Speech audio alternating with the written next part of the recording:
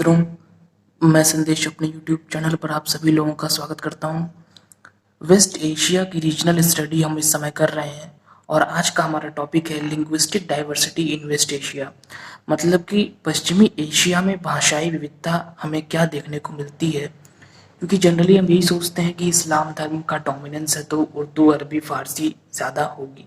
तो ये बात तो सही है, लेकिन और भी लैंग्वेजेस वहाँ बोली जाती हैं जिसका कि हम आज अध्ययन करेंगे कि मेन डोमिनेंस किस लैंग्वेज का हमें कहाँ देखने को मिल रहा है, कौन कौन से पर्टिकुलर देश में कौन सी लैंग्वेज बोली जा रही है।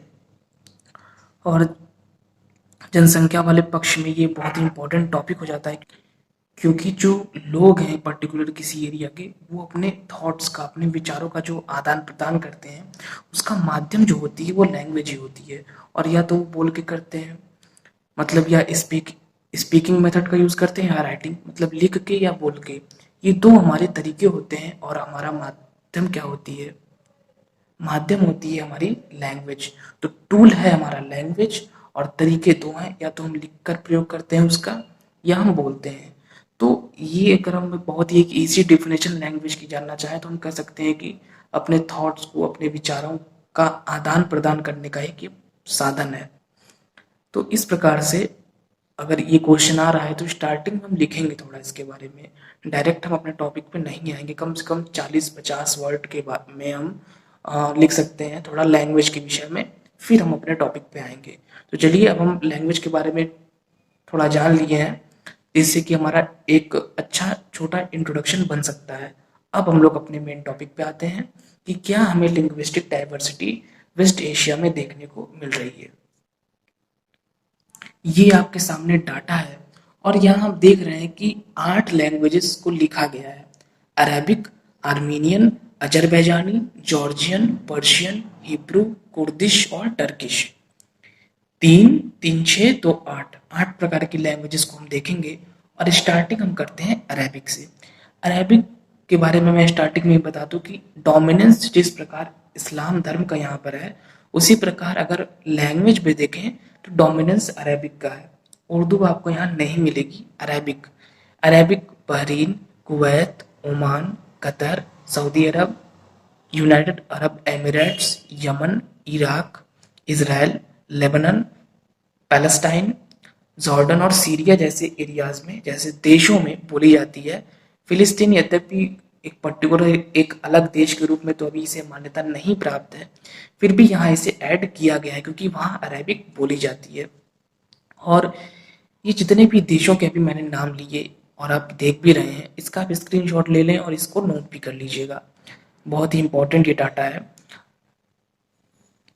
ये इसकी लोकेशन आपको पता होनी चाहिए। अगर आपने हमारा पहला वाला पार्ट देखा है वेस्ट एशिया का, तो वहाँ मैंने पर्टिकुलर एक एक देश की लोकेशन ग्लोब पर आपको दिखाई है और मैप भी मैंने दिखाया। तो अगर आपको लोकेशन पता है पर्टिकुलर देश की कि बहरीन कहाँ है, जॉर्डन कहाँ है, सीरिया कहाँ है, इसराइल की क्या लोकेशन है, लेबनान की क्या लोकेशन है, कुवैत, कतर, बहरीन, तो क्या होगा कि आपका कॉन्सेप्ट आसानी से क्लियर रहेगा और आप आसानी से इसको सॉल्व कर लेंगे इस प्रकार के क्वेश्चंस को। तो मैपिंग आपकी वेस्ट एशिया की स्ट्रांग होनी चाहिए, क्योंकि 19 देश हैं इसमें। तो 19 के 19 देशों की करेक्ट एग्जैक्ट लोकेशन आपको पता होनी चाहिए। आर्मीनियन सेकंड जो हमारी लैंग्वेज है। आर्मीनियन आप देख रहे हैं कि नाम से ही लग रहा है आर्मीनिया देश में बोली जाती है और आर्मीनिया देश में इसी लैंग्वेज का हमें डोमिनेंस देखने को मिल रहा है। यहाँ मैं बार बार एक टर्म का यूज कर रहा हूँ, डोमिनेंस या प्रभुत्व। ऐसा जरूरी नहीं है कि दुबई में, जैसे यूएई का जो एक एमिरेट है दुबई, वहां पर कोई इंग्लिश नहीं बोलता होगा, क्योंकि हमने तो उसे अरबिक की कैटेगरी में रखा है। तो यहाँ समझने वाली ये चीज़ है कि हम क्या पढ़ रहे हैं। हम पढ़ रहे हैं कि पर्टिकुलर किसी देश में किस लैंग्वेज का डोमिनेंस है, ना कि हम ये पढ़ रहे हैं कि उस देश में यही लैंग्वेज बोली जाती है। ये हमारा टॉपिक नहीं है। भाषाई विविधता में हम ये देख रहे हैं कि अलग अलग एरियाज में कौन सी लैंग्वेज ज़्यादा बोली जाती है। इन दोनों लाइंस में अंतर है। अगर हम ये कह रहे हैं कि इस देश में यही लैंग्वेज बोली जा रही है, तो मतलब 100 लोग हैं तो 100 के 100 लोग वही बोल रहे हैं। लेकिन यहाँ हमारा कहने का मतलब है कि पर्टिकुलर इस देश में किस लैंग्वेज का डोमिनेंस है, मतलब कि अगर 100 लोग हैं तो 100 में से ज़्यादातर लोग 65 से 70 लोग क्या बोल रहे हैं, तो यहाँ हम यही पढ़ रहे हैं। तो जैसे अरेबिक का डोमिनेंस हमको इन देशों में मिल रहा है, और यहाँ आप देख रहे हैं कि मैक्सिमम जो वेस्ट एशियन कंट्रीज हैं कुछ को छोड़ के सभी जगह पे अरेबिक का डोमिनेंस हमको देखने को मिल रहा है। आर्मीनियन ओनली इन आर्मीनिया, इसके पश्चात अजरबैजानी, नाम से ही लग रहा है अजरबैजान, और जॉर्जियन, जॉर्जिया में इस लैंग्वेज का हमें डोमिनेंस देखने को मिल रहा है। इधर लैंग्वेज लिखी गई है और इधर कंट्री लिखी गई है। जॉर्जिया, आर्मीनिया, अजरबैजान के विषय में मैं बता दूं, 3 देश जो कि ब्लैक सी और कैस्पियन सी के बीच में जो कॉकेशस माउंटेन्स की रेंज है वहां पर क्रम से बसे हुए हैं, छोटे छोटे देश हैं जॉर्जिया, आर्मीनिया, अजरबैजान। और वेस्ट एशिया में बहुत जगहों पर मैंने पढ़ा है कि इनको नहीं ऐड किया जाता, लेकिन जो मैंने इस पर रिसर्च की कि वेस्ट एशिया में हम शामिल करेंगे किसको, जॉर्जिया, आर्मीनिया, अजरबैजान को। तो टोटल हमारे 19 देश हो गए हैं वेस्ट एशिया में। अगर मैं फिर से गिना दूं आपको, ईरान, इराक, फिर आपका हो जाएगा Saudi Arab, Yemen, Oman, Qatar, Kuwait, Bahrain, Jordan, Syria, Lebanon, Israel, Turkey, Cyprus, और इनके पश्चात जॉर्जिया, आर्मीनिया, अजरबैजान। अफगानिस्तान को कहीं कहीं पर रखा जाता है, कहीं कहीं पर नहीं रखा जाता है, लेकिन आज के इस टॉपिक में फिलहाल तो अभी हमने अफगानिस्तान को ऐड नहीं किया है, लेकिन लास्ट में मैं अफगानिस्तान के बारे में भी आपको बता दूंगा कि वहां पे किस लैंग्वेज का डोमिनेंस है। तो अगर आप चाहें तो अफगानिस्तान को अपने आंसर में ऐड कर सकते हैं, नहीं तो अफगानिस्तान के बाद से आप ईरान से लेके जो 19 देशों के अभी मैंने नाम लिए उनके बारे में भी बता सकते हैं। तो अगर अफगानिस्तान को ऐड करेंगे तो 20 कंट्रीज हो जाएंगी, अगर अफगानिस्तान को छोड़ देंगे तो 19 देश हो जाएंगे, यही एक देश का फर्क आएगा केवल। तो हम लोग जॉर्जियन तक देख लिए थे। अब आते हैं पर्शियन पे। पर्शियन नाम से ही लग रहा है ईरान की लैंग्वेज डोमिनेंस इस लैंग्वेज का, और इसी के नाम पे हम कहते हैं पर्शियन गल्फ, फारस की खाड़ी। और इस लैंग्वेज को हम हिंदी में बोलते हैं आम बोलचाल की भाषा में, जिससे हम जानते हैं, हम फारसी से कहते हैं। तो ये पर्शियन लैंग्वेज हो जाएगी हमारी ईरान में, जिसका हमें डोमिनेंस मिल रहा है। और हिब्रू, इसराइल की लैंग्वेज। इसराइल में आप ये देख रहे हैं कि इसराइल में हिब्रू भी है और इसराइल में आपकी अरेबिक भी है। तो इसराइल में हमने यहाँ पे 2 लैंग्वेजेस देखी, डोमिनेंस तो हिब्रू लैंग्वेज का है, लेकिन अरेबिक भी हमें इसराइल में देखने को मिल रही है। इसके पश्चात नाम आता है कुर्दिश लैंग्वेज का। कुर्द लोगों के बारे में आप जानते होंगे, सुना होगा, अक्सर न्यूज़ में रहता है। और जब हम लोग एथनिक कंपोजिशन पढ़ेंगे तो वहाँ पे कुर्द लोगों के बारे में डिटेल में बात होगी। यहाँ सिर्फ हम कुर्दिश लैंग्वेज को देख रहे हैं। तो इराक में आप देख रहे हैं कुर्दिश भी है, और साथ ही साथ इराक को हमने अरेबिक वाली कैटेगरी में भी रखा था। तो इस जिस तरह इसराइल में हिब्रू और अरेबिक है, उसी तरीके से इराक में भी कुर्दिश और अरेबिक दोनों लैंग्वेज ज़्यादा बोली जाती हैं। और आखिरी और 8वीं हमारी लैंग्वेज है टर्किश, जो कि नाम से ही लग रहा है। टर्की देश वेस्ट एशिया का एक देश है और वहाँ बोली जा रही है। और उसी के नीचे, टर्की के ऊपर ब्लैक सी है, बगल में एजियन सी है, नीचे मेडिटेरेनियन सी है, जैसा कि आप मैप में देख भी रहे होंगे।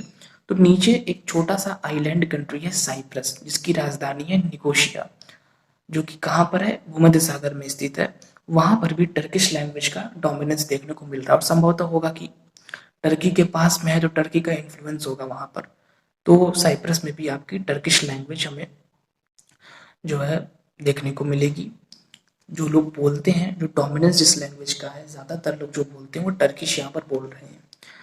तो ये रहा एक पूरा, कह सकते हैं, एक आंकड़ा कि कहाँ कहाँ पर किस पर्टिकुलर देश में कौन सी लैंग्वेज लोग ज़्यादा बोल रहे हैं। और यहाँ हम लोगों ने इम्पोर्टेंट 8 लैंग्वेजेस को देखा, जिसमें कि सबसे ज़्यादा अगर किसी देश में कोई लैंग्वेज बोली जा रही है तो वो है अरेबिक।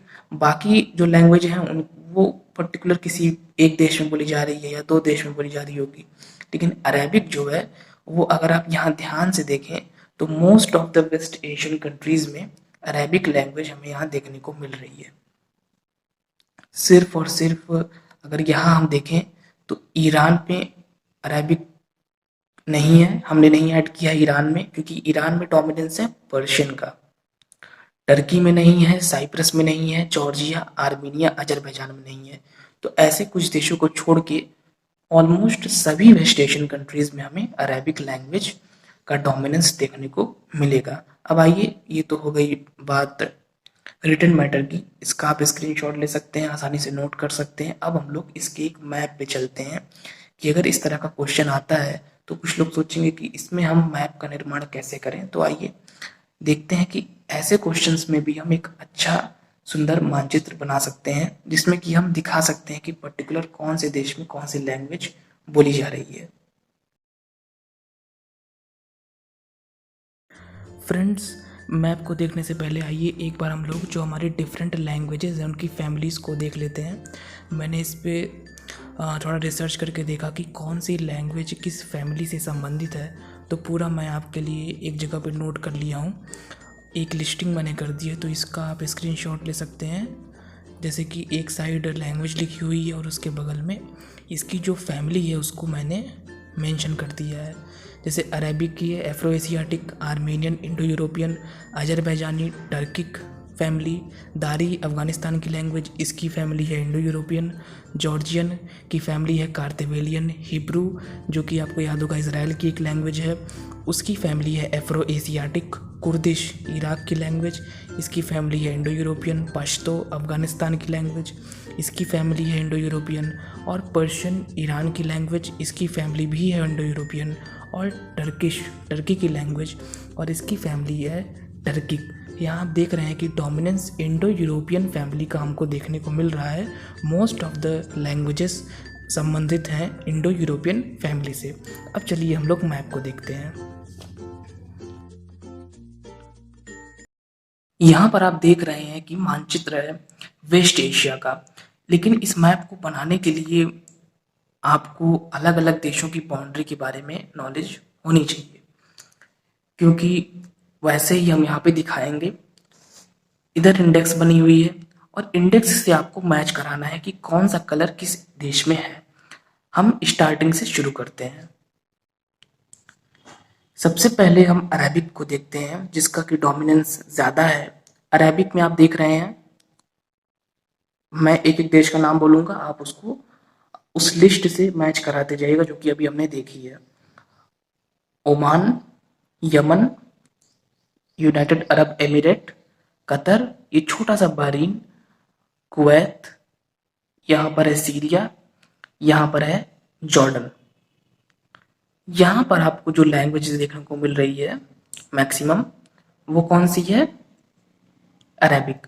यद्यपि यहाँ इराक में भी अरेबिक है और इजराइल में भी अरेबिक है, लेकिन वहाँ पर मैंने नहीं दिखाया क्योंकि वहाँ डबल लैंग्वेज हो जाएंगी तो डबल कलर करने में दिक्कत होगी, इसीलिए आप उसको छोड़ सकते हैं। आप अरेबिक में इतना ही दिखाइए। फिर टर्किश में हमने टर्की को दिखा दिया है और टर्की के नीचे छोटा सा आइलैंड कंट्री है साइप्रस, वो हमने दिखा दिया है ब्लू कलर से। फिर हल्के ब्राउन से आप देख रहे हैं आर्मीनियन। आर्मीनिया यहाँ पर है, जॉर्जिया अजरबैजान के बीच में पड़ता है आर्मीनिया, जिसको कि हल्के ब्राउन कलर से यहाँ पे दिखाया गया है। और यहाँ आर्मीनियन लैंग्वेज बोली जाती है। अजरबैजानी अजरबैजान में और जॉर्जियन जॉर्जिया में। तो जॉर्जिया, आर्मीनिया, अजरबैजान को इधर आप देख रहे हैं ग्रीन कलर से जॉर्जियन, लाइट ब्राउन से आर्मीनियन और येलो कलर से अजरबैजानी लैंग्वेज को दिखाया गया है। इजी है, जैसा कि देश का नाम है उसी के नाम पे लैंग्वेज का नाम है। फिर आती है बात पर्शियन लैंग्वेज की, जो कि पूरे ईरान के मैप में हमको यहाँ पे देखने को मिल रहा है, क्योंकि ईरान में पर्शियन लैंग्वेज का डोमिनेंस है, फारसी लैंग्वेज।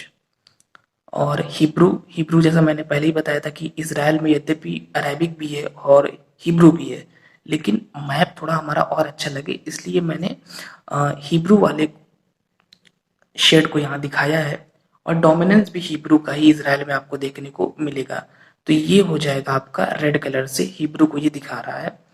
और लास्ट है हमारा कुर्दिश, और कुर्दिश कहाँ की है? इराक की। इराक में भी दोनों हैं, अरेबिक और कुर्दिश, लेकिन हमने यहाँ सेलेक्ट किया है कुर्दिश को क्योंकि कुर्दिश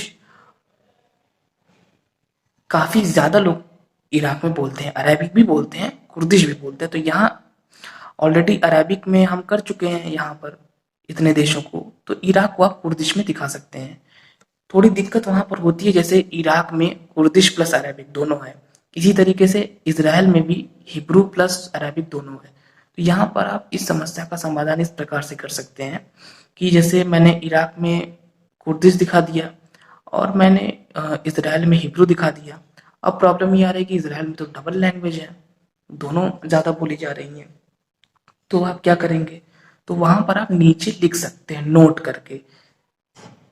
जहां पर भी ऐसी कोई स्थिति है, मैं खुद भी ऐसा करता हूँ कि आपको लग रहा है कि यहाँ पर मुझे कुछ बताना है कि यहाँ पर मैंने ये चीज़ बताई हुई है, जैसे कि यहाँ पर आप चाहे तो बता सकते हैं कि नोट नोट लिख के कि यद्यपि इसराइल में दोनों लैंग्वेज बोली जाती हैं, लेकिन मानचित्र में इसको दिखाया गया है, किसको, कुर्दिश को। तो इस तरीके से नोट करके भी आप अपनी बात को लिख सकते हैं। उससे अगर कोई टीचर उसको चेक कराए तो उसको पता चल जाएगा कि हाँ स्टूडेंट ने यहाँ पर ये चीज़ दिखाई हुई है। तो इस प्रकार से एक आप इजी बेसिक सा मैप इस पे बना सकते हैं, जो भी लिंग्विस्टिक डाइवर्सिटी हम लोगों को वेस्ट एशिया में देखने को मिल रही है। और इस प्रकार से लिंग्विस्टिक डाइवर्सिटी का यह अध्याय दोस्तों हमारा यहीं पर समाप्त होता है। ज़्यादा कुछ व्याख्या करने वाली चीज़ इसमें है नहीं, डाटा वाला पोर्शन है केवल। तो मैंने जो भी डाटा सर्च किया उसके बारे में आपको बता दिया है अच्छे से। मैप मैप कैसे बनेगा ये भी मैंने बता दिया है, और स्टार्टिंग में मैंने पूरी लैंग्वेज की लिस्ट भी आपको दिखा दी है। तो आप उसका स्क्रीनशॉट ले सकते हैं, उसको लिख लीजिए, और ये जो मैप है इसको भी आप अपनी नोट्स में बना लीजिए। अब आगे हम लोग स्टडी हमारी कंटिन्यू रहेगी वेस्ट एशिया की, और भी जो लेक्चर्स आ रहे हैं थॉट के, और भी जो भी टॉपिक्स हम जियोग्राफी में पढ़ रहे हैं, फिजिकल जियोग्राफी हम स्टार्ट किए हैं इस समय, तो वो लेक्चर्स कंटिन्यू आते रहेंगे, और वेस्ट एशिया में भी हम कंटिन्यू आगे बढ़ते रहेंगे। अभी तो बहुत इंपॉर्टेंट चीज़ें पढ़नी है, अभी तो ट्राइब्स पढ़नी है हमें इसकी, और एथनिक कंपोजिशन जैसे इंपॉर्टेंट टॉपिक्स का अध्ययन करना है। तो दोस्तों जुड़े रहिए, और इस अध्याय को देखने के लिए सभी मित्रों का बहुत बहुत धन्यवाद। Thank you friends.